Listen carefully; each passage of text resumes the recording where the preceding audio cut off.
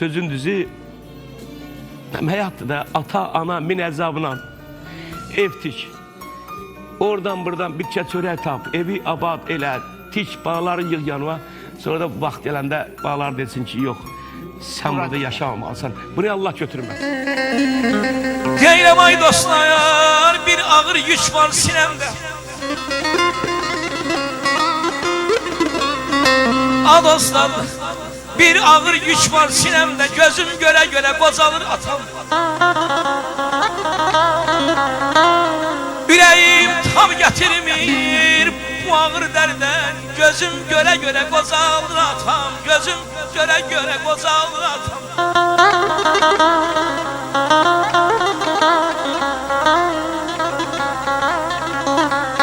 Eriyir şam kimi o yana yana.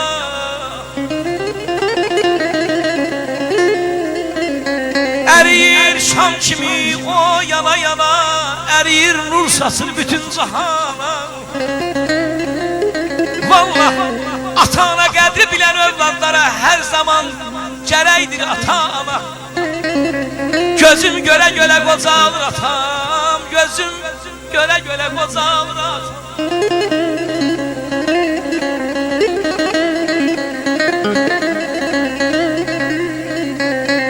Ata məhəbbəti sanki ümmandır.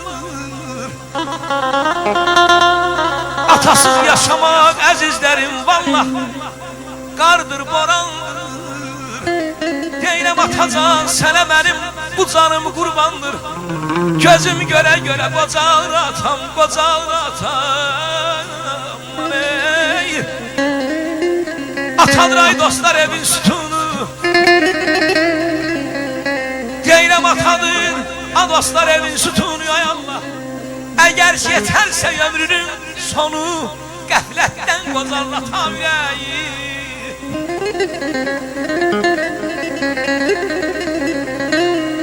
Ata başa tacimi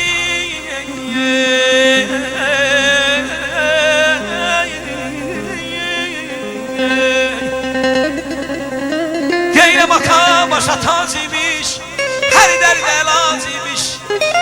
Övladlar çox lovluq alanmasın.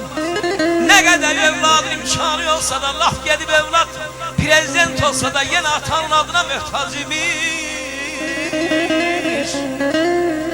Ay doğar bədrin bilər, əzizlərim. Ay doğar bədrin bilər, yar yarının qədrin bilər. Oğul ona deyərəm, ata-ananın sağlığında, sağlığında belə ata-ananın qədrin bilirlər. Aman aman aman aman aman aman aman aman aman aycan. Beni möhtac etmə oğlar qıza. Özüm öz işimi ölüncə görüm. Yatağa düşməyim, gəzim yavaşca.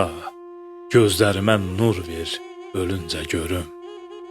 Dilimi lal etmə, danışsın dilim. Qoyduğum əşyanın yerini bilim. Əzrail gələndə sevinim, gülüm. Başımı sökeyim qılınca, ölüm.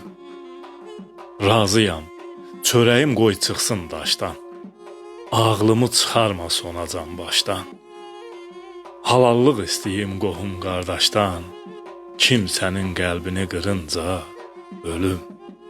Özüm əl uzadım çörəyə, duza. Əziyyət verməyim oğla, qıza.